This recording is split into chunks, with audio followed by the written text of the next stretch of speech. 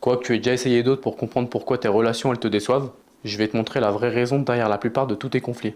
Et elle ne vient presque jamais de l'autre personne. Deux personnes se rencontrent. Elles passent un an ensemble, l'une chez l'autre, à tour de rôle, sans jamais officialiser quoi que ce soit.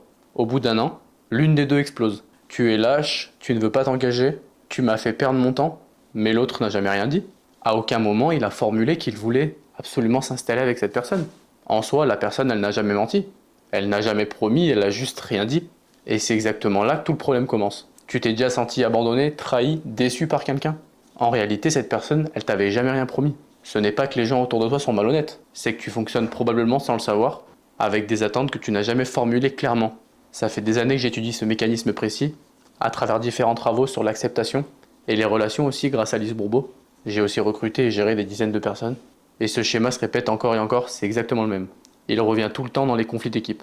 Mais c'est en l'observant dans mes propres relations que j'ai vraiment compris à quel point ce mécanisme est invisible quand on est dedans. Tu as probablement essayé de mieux communiquer, de faire des efforts pour exprimer ce que tu ressens, mais si tu n'as jamais vraiment posé la vraie question, celle qui engage l'autre clairement, communiquer tes émotions ne change rien au problème. Tu crois que le problème c'est que l'autre personne ne t'a pas respecté, mais le vrai problème c'est que tu as voulu une attente sans avoir conclu une entente.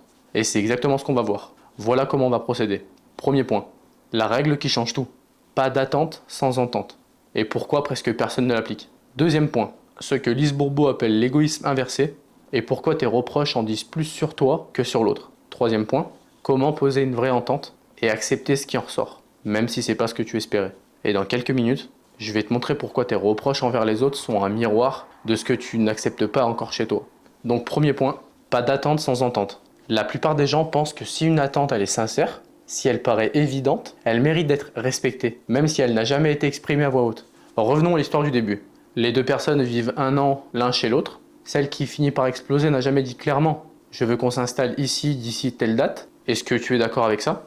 Elle a juste supposé dans sa tête. Elle a observé le temps passé, les habitudes passées, et elle en a déduit une promesse implicite. Mais une déduction n'est pas une attente. C'est comme commander un plat au restaurant sans jamais regarder le menu, puis après te plaindre parce que c'est pas ce que tu voulais manger, si tu n'as jamais formulé à voix haute ta demande.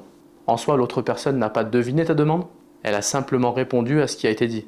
Et voilà ce qui est encore plus important à comprendre. L'autre personne dans cette histoire, elle a menti à aucun moment. Elle n'a jamais affirmé vouloir s'engager. Elle a juste continué sans jamais clarifier. Et c'est précisément là que se trouve la responsabilité de chacun. La sienne de ne pas avoir clarifié ses intentions, par confort ou par peur, et la sienne à elle, avoir construit une attente entière sur un silence plutôt qu'exiger avoir une réponse claire en discutant avec l'autre personne. Une attente qui n'a jamais été formulée n'est pas une promesse. C'était une espérance que tu as transformée dans ta tête en contrat. Je vais te poser une question directe. Est-ce qu'il y a dans ta vie actuelle une situation où tu attends quelque chose de quelqu'un, sans jamais l'avoir demandé? Et garde cette réponse en tête. Deuxième point, l'égoïsme inversé et la technique miroir. Lise Bourbeau pousse ce raisonnement encore plus loin et c'est là que ça devient inconfortable pour certaines personnes.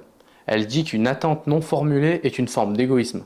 Pas l'égoïsme qu'on imagine d'habitude, celui de prendre plus que sa propre part. Un égoïsme plus subtil, vouloir que l'autre comble un besoin qu'il n'a jamais accepté de combler. C'est demander à quelqu'un de répondre à tes besoins au détriment des siens, sans même lui avoir donné le choix de dire oui ou non clairement. C'est exactement comme glisser une facture dans la poche de quelqu'un d'autre sans l'avoir prévenu, puis s'étonner s'il refuse de payer après.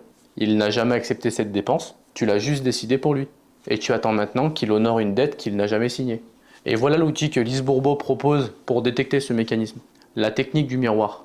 Chaque fois que tu reproches quelque chose à quelqu'un, note-le. Et ensuite demande-toi honnêtement, est-ce que cette même personne pourrait me reprocher la même chose? Dans l'histoire du couple, celle qui reproche à l'autre de ne pas s'engager pourrait en miroir recevoir ce reproche. Tu ne m'as jamais clairement demandé de m'engager, tu as juste attendu que je devine. Ce n'est pas un règlement de compte, c'est une vraie clarification.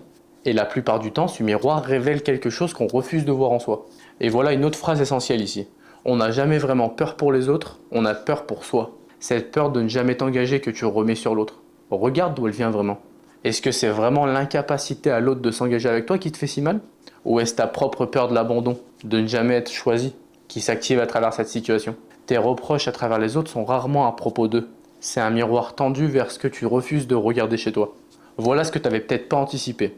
Accepter dans ce contexte, ça ne veut pas dire accepter que l'autre décide sans rien dire. Accepter, c'est pas se laisser faire. C'est reconnaître la réalité telle qu'elle est. Et ensuite, tu choisis librement ce que tu fais avec cette réalité.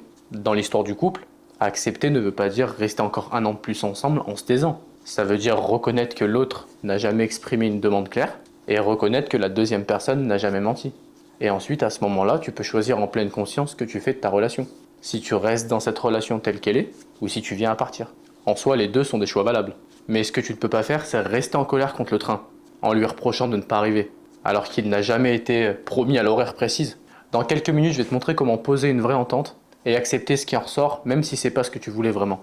Avant d'aller plus loin, un point important. Tu pourrais croire que je te dis qu'il ne faut jamais espérer ou désirer quelque chose de quelqu'un, mais ce n'est pas ça. Ce que je te propose, c'est de transformer cette espérance silencieuse en demande claire, de ne pas la supprimer. Si tu reconnais ce mécanisme précis dans une relation dans ta vie, le lien est dans la bio, tu peux réserver un appel avec moi. Troisième point, comment poser une vraie entente. Voici 3 mouvements concrets. Premier mouvement, transformer chaque entente en question explicite. Avant de reprocher quoi que ce soit à quelqu'un, demande-toi: est-ce que j'ai posé cette question à voix haute et est-ce que j'ai eu une réponse claire à cette question? Si la réponse est non, le reproche n'a pas sa place. La question est oui. Deuxième mouvement, accepter que la réponse puisse être non. Poser une vraie question, c'est accepter aussi que la réponse peut te déplaire. Et beaucoup de personnes évitent de poser cette question ou des questions pour justement ne pas être déçus. Et tant qu'on ne demande pas, on ne peut pas continuer à espérer. Mais cet évitement, lui, garantit que rien ne changera jamais. Troisième mouvement, utiliser la technique du miroir avant chaque conflit. Et demande-toi: est-ce que je pourrais recevoir exactement le même reproche? Et si tu as du mal, demande à un de tes proches justement si on pourrait te la poser cette question. Et voilà ce qui est rassurant dans tout ça. Tu n'as pas besoin d'éclaircir toutes tes attentes dans toutes tes relations. Pose ta question et accepte la réponse telle qu'elle est. Et voilà la vérité finale. La trahison que tu ressens la plupart du temps, c'est pas une trahison. C'est l'écart que tu as espéré en silence et ce que l'autre personne a réellement décidé de te donner.